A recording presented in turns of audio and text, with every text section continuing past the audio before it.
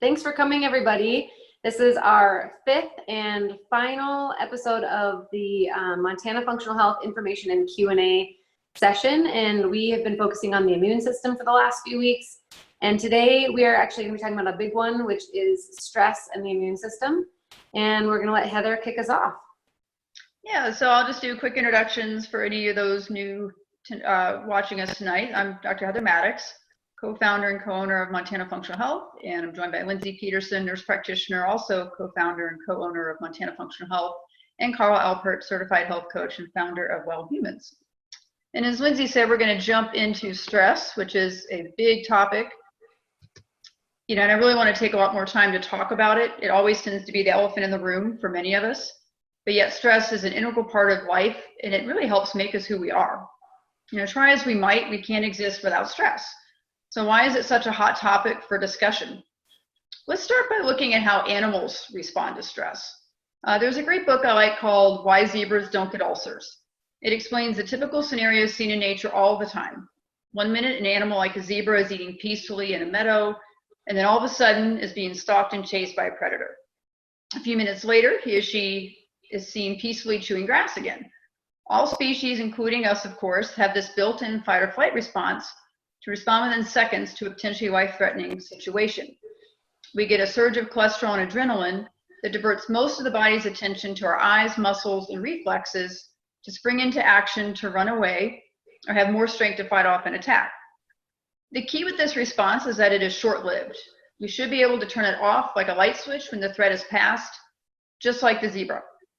When you see him grazing peacefully, you would never know that he may have just run for his life a few minutes prior. We should be no different than a zebra or any other animal in regards to our stress response. The problem is that modern society has hacked our system, so to speak. Rather than only getting into fight or flight when there is a real emergency, this response tends to occur with many everyday events, like driving or meetings at work. Maybe it happens to us when the kids are fighting with each other or just trying to figure out what to make for dinner.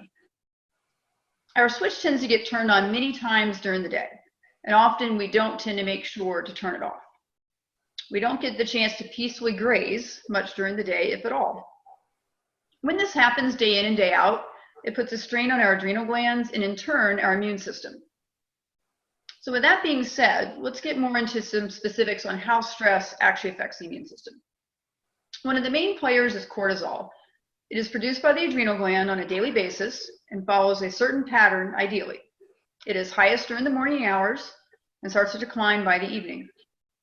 With episodic stressors during the day, like maybe having to slam on brakes to avoid hitting a car, it can spike temporarily, but it should return to baseline pretty quick. These short spurts actually help boost our immunity and limit inflammation. One example of this is that T cells, which are one of our immune cell lines, gets redistributed to the skin when cortisol spikes. This actually helps us heal wounds faster and prevent infection.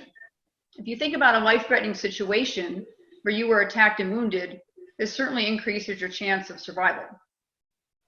If we are under prolonged stress, like taking care of a loved one with long-term illness, working in a stressful job, or have had a history of significant trauma, especially early in life, then cortisol becomes chronically elevated. Chronically high cortisol actually decreases the number of white blood cells, which increases the risk of infection. Most of us have likely had a cold or some type of infection hit us when we are under a stressful time. It can also blunt our response to immunizations, rendering them not as effective. What's interesting, though, is that chronic stress is associated with both inadequate but also excessive immunity at the same time. Chronic stress seems to enhance certain parts of the immune system while simultaneously suppressing others. The mechanism of this involves different patterns of what is called cytokine secretion. Cytokines are chemicals released to stimulate an immune response.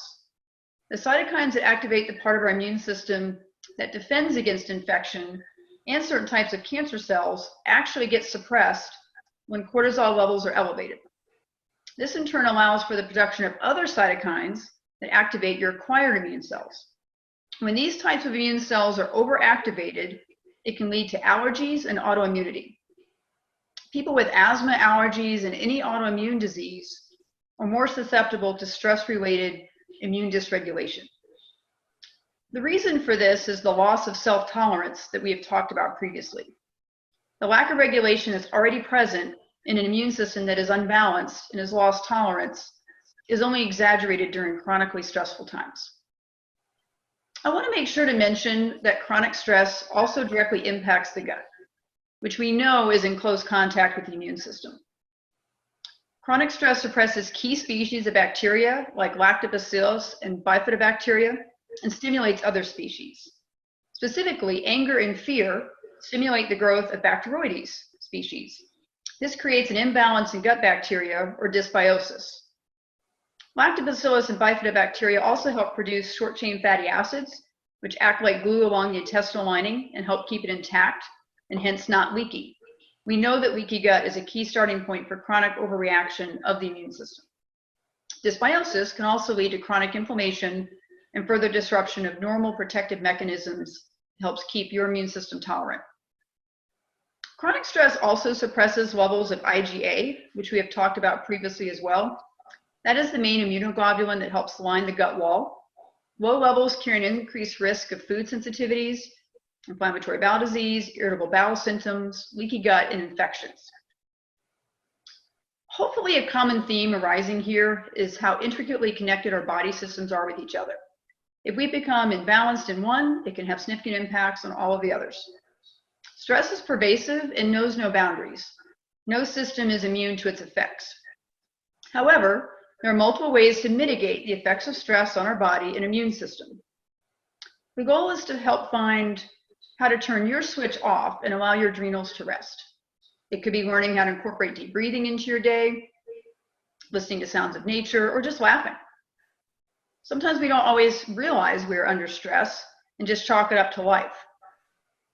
One of the real goals of functional medicine is to help uncover what effect stress may be playing in chronic symptoms and disease using this systems approach. Working as a team, we really want to help instill awareness, offer hope, and decrease the psychological and physiological impact of chronic stress. I would now like to turn it over to Lindsay to talk about one of our best allies to help mitigate the effects of stress, and that is exercise. Perfect. Thank you, Heather. That was great.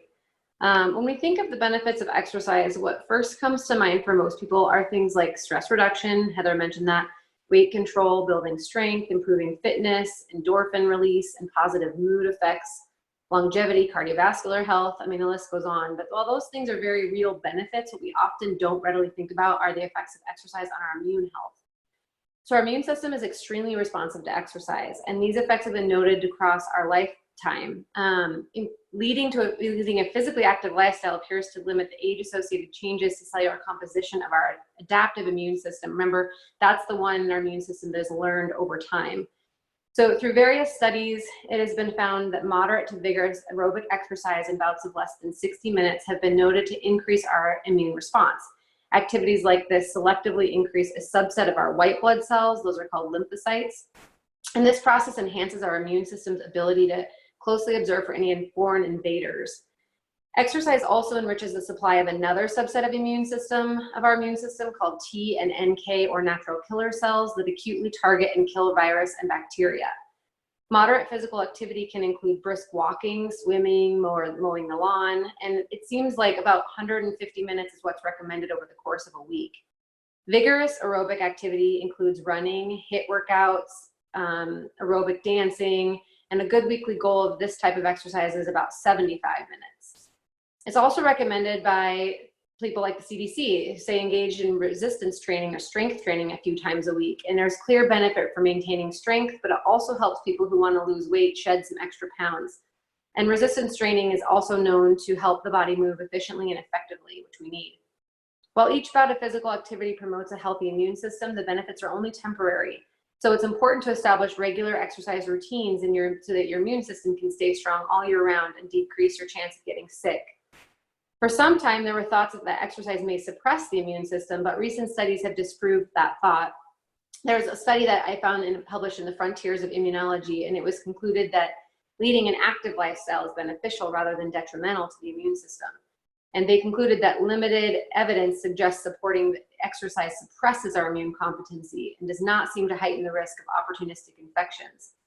They also supported the idea that exercise increases our immune response to bacterial, viral, and other antigens, and found evidence to support that regular physical activity and exercise might limit or delay immunological aging. And that's pretty, that's pretty neat and motivating, I would say. In addition to doing regular exercise, it's incredibly important to pay attention to how much sleep you're getting. So we want to make sure that we get about 7 to 9 hours a night consistently. And I'm going to sound like a broken record here, but maintaining a healthy diet. And I mention this again because all these factors play a key role in energy balance and help replenish the energy that you lose when you exercise, than what you lose. We understand that some patients may not be intrinsically motivated to exercise, and sometimes this can be difficult for people to fit in, especially if they haven't worked exercise into their life consistently in the past. But what we do is we listen to what our patients hear, meaning that we work in a therapeutic relationship with our patients. We speak to you in a way that helps you figure out how to implement exercise suggestions into your life. So if you're a mother, a working mom, let's say you have 3 kids, and we don't want to overwhelm you with the thought of having to exercise, then we want to figure out how exercise fits into your life, into your world. And we word our suggestions to help you realize the benefits and see where it best fits in for you. And one way that we also feel like improves exercise adherence and compliance is to find a partner or a group to work out with, one that motivates you and empowers you to exercise. This really brings that social connection piece in for the overall puzzle of functional medicine. People with stronger social connections have been consistently described as well-balanced and healthy.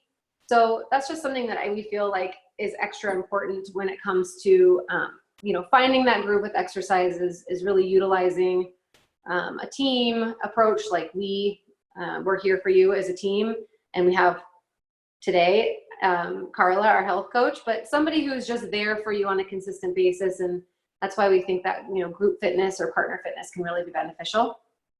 So I wanted to kind of explain through that how effective exercise is to immune health, but just give a well-rounded view of exercise in general.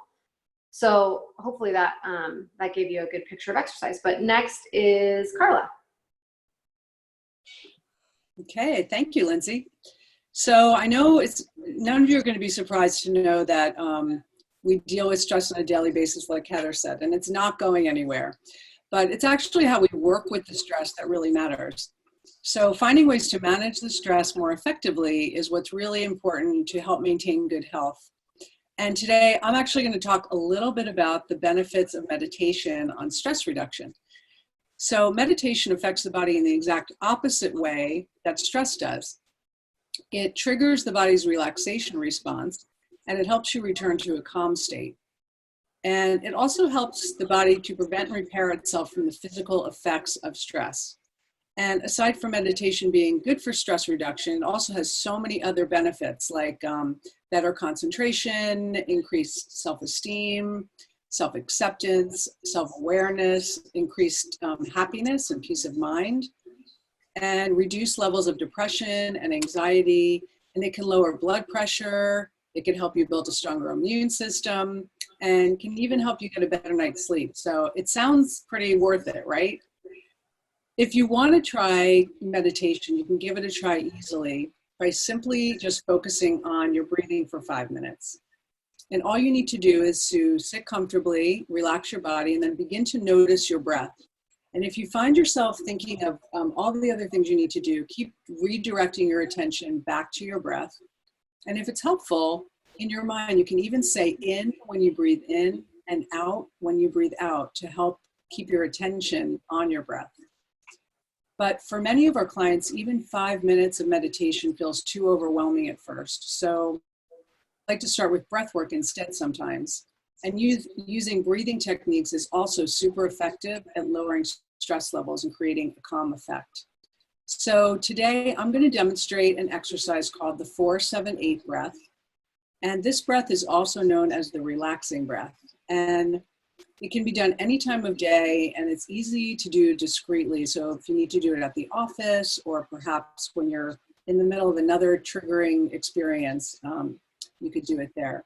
It's best to try it 4 times in a row and notice if you see any shifts. Maybe you'll have less tension or you'll feel calmer. And like meditation, when it's practiced daily over time, the 4-7-8 breath has been shown to lower blood pressure, slow the heart rate, improve digestion, decrease fatigue, reduce anxiety, and even help you fall asleep if you do it before bed. And I actually do it myself, and it's very helpful. It's fairly simple, and it goes something like this. You're going to breathe in through your nose for a count of 4. Then you're going to hold your breath for a count of 7. And then you'll breathe out through your mouth to a count of 8. So now we're going to do a little demonstration of this technique. And I'm going to lead Heather and Lindsay through this breathing exercise just 2 times to show you how it's done for the sake of the webinar. And we invite you to practice along with us.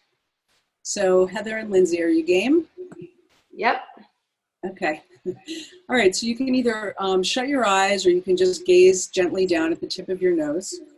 And we're going to begin. You're going to breathe in through your nose to a count of 4, 3, 2, 1. And you're going to hold for 7, 6, 5, 4, 3, 2, 1. And then out through your mouth. 2, 3, 4, 5, 6, 7, 8. And we're going to do it again. In through your nose. 2, 3, 4. And hold. 2, 3, 4, 5, 6, 7, and out through your mouth. 2, 3, 4, 5, 6, 7, 8.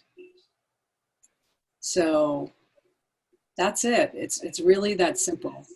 And doing the full sequence of 4 breaths in a row takes just a little over 1 minute to complete it, and you can practice it twice a day.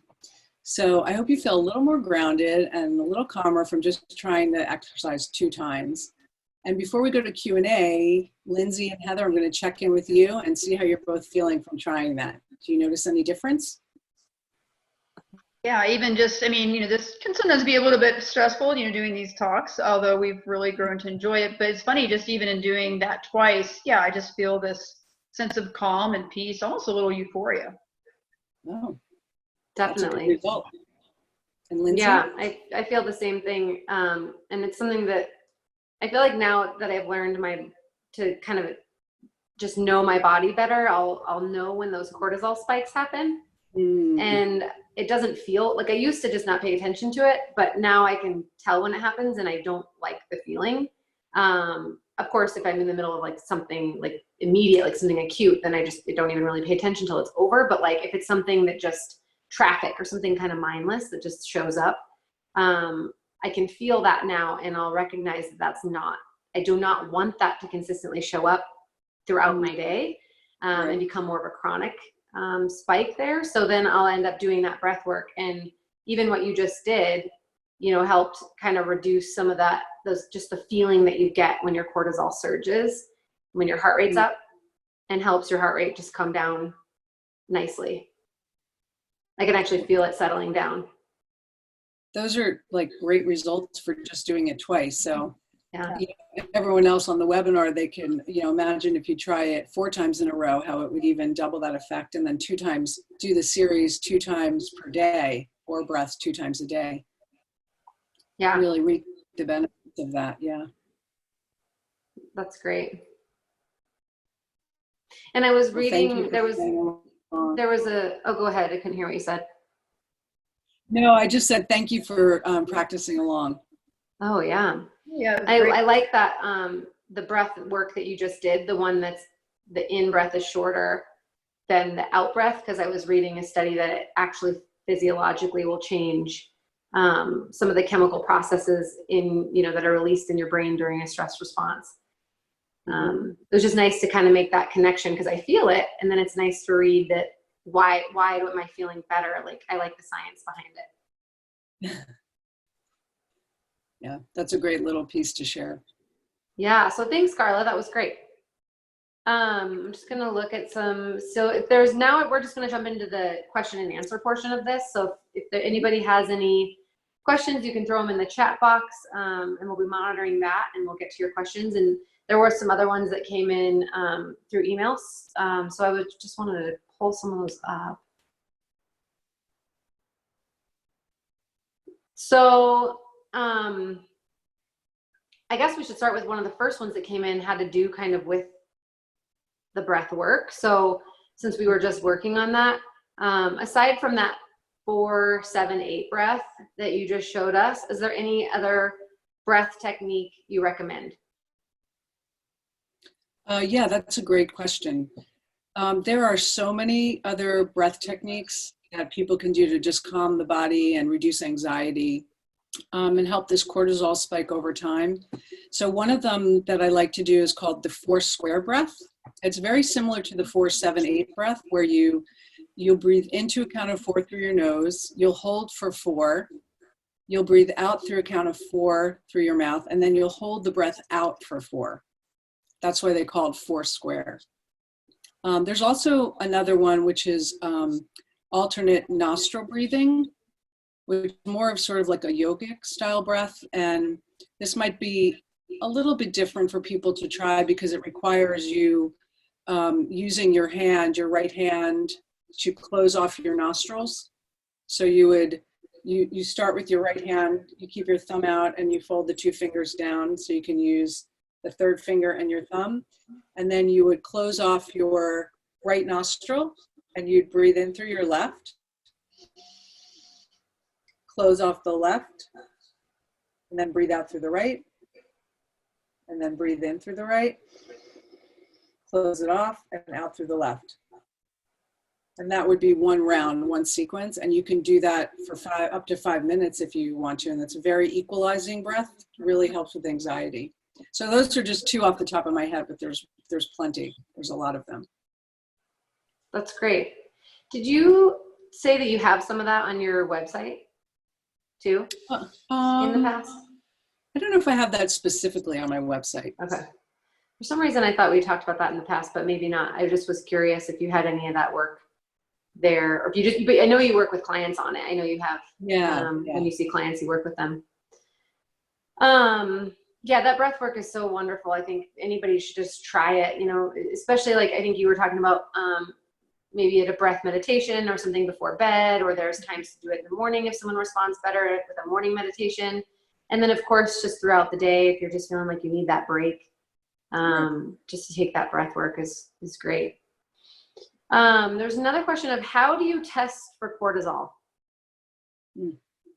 So with cortisol testing, I used to get that question a lot by patients, and there's different ways you can do it. There is a blood test, but the problem is, like I was saying, cortisol, it's not the same all throughout the day. It's constantly changing. So if you do a blood test, you're only able to get 1 point in time, and you're really not able to get any sense of what your actual curve is, because that's really when we're doing cortisol testing. We want to know what your curve is. If it's following a natural curve, if it's, let's say, too high, especially at night, or too low in the morning. So doing just a lab test, it really just doesn't give you enough information unless you literally were going to come into the lab 4 different times a day, including right when you wake up and at bedtime. Another thing is you want to get one of the results first thing in the morning. That's kind of the most important one. And again, it's really hard to do that. Jump up, awake, and then run to a lab. So we usually use either urine testing or testing through the saliva. Both are easy to do at home. You can do it, as soon as you wake up. You can do those collections throughout the day, including in the evening at bedtime. It's just much more easy that way. And then you're able to get all those data points that you need. Yeah, that's good. And we include that. There's certain tests that we do a lot when we have someone who has, maybe it sounds like they have some hormone issues, but there's a test that it nicely shows the cortisol curve. It's a urine-based test, as Heather was mentioning, but we look at all the different hormones, and that's one benefit of that test is it includes multiple things that we can look at. So yeah, we have kind of our favorites, but yeah, they're really great. They're really great tests, and just showing us kind of where that line follows. And we've had some patients that will show like sort of a flat line, and those are the ones that really will say to us like how bad they feel and just constantly out of energy they are. And we can really see that on the cortisol curve, because the curve just doesn't exist. And we can tell, yeah, you're just not having those energy spikes. Of course you feel chronically fatigued. And we can kind of show them that, and it really resonates with them of like, yeah, like you look at, and there's ways, of course, where we fix that for them and help the adrenals. And one big thing we have is have Carla here to work with patients and work on kind of how you deal with stress in general and how to change your stress response to things, because we can't get rid of stress. It's always going to be there, but it's just how do we respond and react to it, or try not to react as much as we can or chronically react to it. But yeah, all that. And then there's another question that was, I've tried to meditate before, but there's nonstop thoughts that come in basically around my to-do list, preventing me from succeeding, so I stop. Are there any other techniques you recommend aside from breath work to help start a meditation practice? I do, yes. There are other techniques. One of them is probably a little bit less conventional, and probably you wouldn't see it written in the books or anything, but I have recommended to clients that if they really can't stop the chaotic thoughts in their brain, but they would like to try to meditate, I sometimes recommend that they even sit with a pad and paper next to them. So as they're sitting and breathing and trying to come back to the breath, if it really gets too overwhelming, the to-do list for the day gets too overwhelming, just pause for a moment, write it down, get it out of your head, and then go right back into the seat and just, observe your breath again. So it just takes the pressure off of doing it right or doing it wrong. Can I do this? Can I not do this? And people getting frustrated. It just allows you to have this other opportunity to get things out of your mind onto a piece of paper. So that's one thing. And the other thing that I work with a lot to start is mindfulness techniques. So mindfulness is really coming into the present moment without judgment. And it's very easy to start practicing mindfulness by using daily activities, like something you do every day, something like showering or washing dishes. And I know a lot of people, especially in the shower, they start like going down their list. So, what am I going to have to do today? And going down the list, and they're completely not present for what's actually going on. So in the shower, you could actually just come back to the present moment over and over again by noticing the textures of the soap and the smells, and the water hitting your body, or shaving your legs or washing your hair or your face. Continually coming back to what's actually happening in the present moment versus what your head is telling you, where your head is taking you into all the stories and chaos and to-do lists. And over time, it seems really simple, but over time, when you practice that allows you to actually sit in meditation more easily, because it brings you, it starts training you how to continually come back to the present. So the next step level would be then meditation, where you're sitting still and you're not actively doing anything, but when you have the thoughts, you can then come back into the present moment because you've been practicing this another way. And that helps people a lot too. Yeah, and I've done some reading. I know it's a popular name in kind of Buddhist teachings, but Thich Nhat Hanh talks a lot about present moment, beautiful moment. And when he was a Vietnamese monk, one of his duties was to wash dishes. Hundreds and hundreds of dishes for hours, and that he'll exactly talk about that. He would just try to be in the present moment, think of the positive. Hey, I'm washing these dishes, and this is going to help people have a clean plate to eat food on. And it's just that being in the present moment, even if it just seems like a task that none of us like to do, rather than in our heads always just jumping to the next thing and the next thing and the next thing, then we never are in the present moment. We're just checking things off, really not getting enjoyment out of it. So yeah, I think that's great. And those are like the easy tools to do all the time. We can do it any time of the day, and then the more you do it, certainly the more it becomes habit. And then if you do get into a stressful situation, it's much easier to work yourself through it. Yeah, and just like you talked about earlier, like stress isn't going anywhere. It's really how you work with stress that matters. It's very similar to this too. Like our brain is made to just create chaos and stories and tell us things, and that's never going to change. It doesn't stop. So it's how we work with it is what's helpful to actually reduce and bring us back into the present. Reduce stress is coming out of the brain, out of the chaos brain, I call it. Yeah, I remember when I first started to try to meditate, because during my functional medicine journey, when I went through that, big part of it was working with a health coach. And then we would have goals. So I wasn't a meditator, but we would have goals of me working to meditate maybe for 5 minutes once a day, and then work it up to 10. try to go a little bit longer from there. But I remember at the beginning, it felt so hard.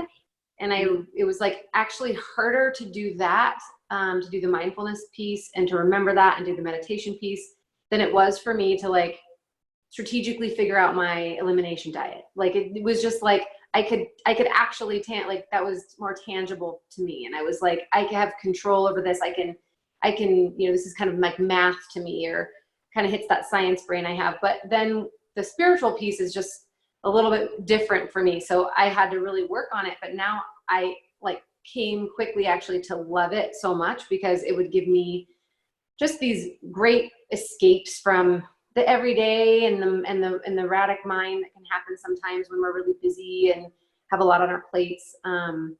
So yeah, I really love it. And I actually made myself last month do a 30 night. I like to meditate just at night before bed. It just seems to calm me down. And I did a 30-day meditation. So every night for 30 nights, just because I know that creates more of a habit when you do it for an extended period of time. And so I just wanted to see, just to get through and and just kind of challenge myself. And I would just do 10 minutes or so before bed. But I feel like I really relaxed and was able to even fall asleep easier. Like I had, I just felt like it was really helpful for that. Just felt more calm, like I could handle the things on my to-do list. And then I've had things where, like we've talked about with, like one of the signs of cortisol being off is you'll wake up sort of in the middle of the night when you should be sleeping, and you'll have an energy spike in the middle of the night. And one thing for me was I did what Carla was saying, and I actually would write, my to-do list would be spinning in my head. So I'd be waking up feeling like I need to get up at 3 a.m. and take care of my to-do list, which is not appropriate. So I would end up just having a notepad next to my bed and write down anything that came to mind. It didn't matter what it was. It could be the weirdest thing. And I wouldn't turn on the lights. I would just scribble it down. It wasn't to be read the next day. It was just to get it out of my head. And it works really well. So that I actually hadn't thought about that with the meditation piece of blending that in. If you try to meditate, but you're so erratic, you just can't. Mm-hmm. It seems like that's a great tactic. Yeah. Yeah. It's been helpful for a lot of people. Mm-hmm. I can see that. Yeah. And I also think part of meditation, when people are like, oh, I'm not good at it. My mind keeps wandering. I'm not good at it. And I'm like, I thought that too. But what I remember being told, and then remind myself often is, well, when your mind goes away and you actually bring it back, you're meditating. Like, yeah, it's not your mind going away. You just failed. It's that bringing it back, and the practice of bringing it back to the present moment. And that's like, you're not failing. It's just sometimes you might have to bring back. Sometimes you might be a little bit more calm and clear, but no matter which way it shakes out, like you're meditating, you're doing it.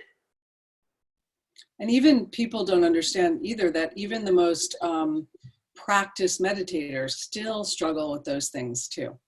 And again, like you said, it's always the practice of bringing it back to the present moment and not judging yourself.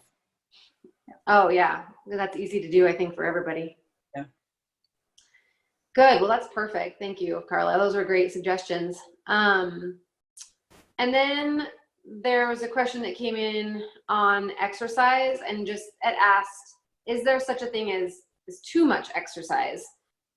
And so when I was talking, while I was saying that we were finding that exercise doesn't cause immune suppression or depletion, I do want to clarify too on that if someone comes to us and they are in adrenal fatigue, or they have, on the cortisol test, whatever it may be, that we just see that there's depletion of their adrenals and their cortisol levels are just not looking like they should, then we try to back off on overextending the body and then suggesting, too much exercise. We don't want to do that. If someone's already depleted, we don't want to deplete them more.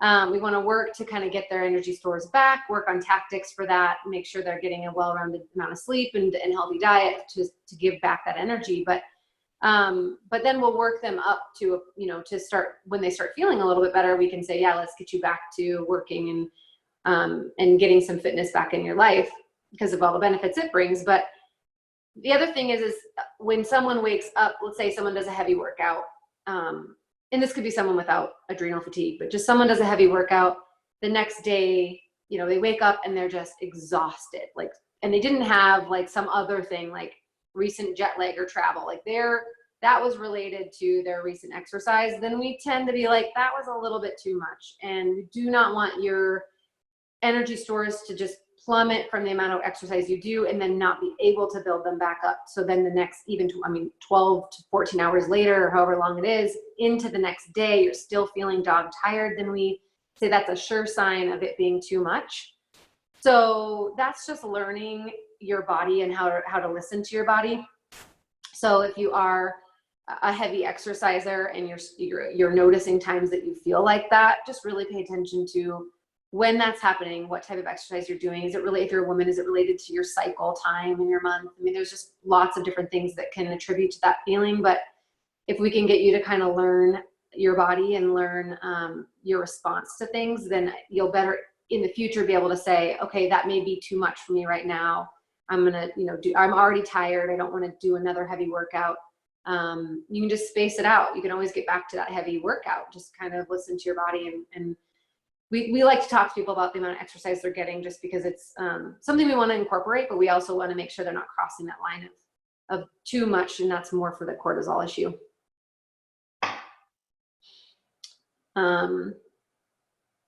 And then there's another question that came in that is, I've heard of adrenal fatigue. What exactly does that mean?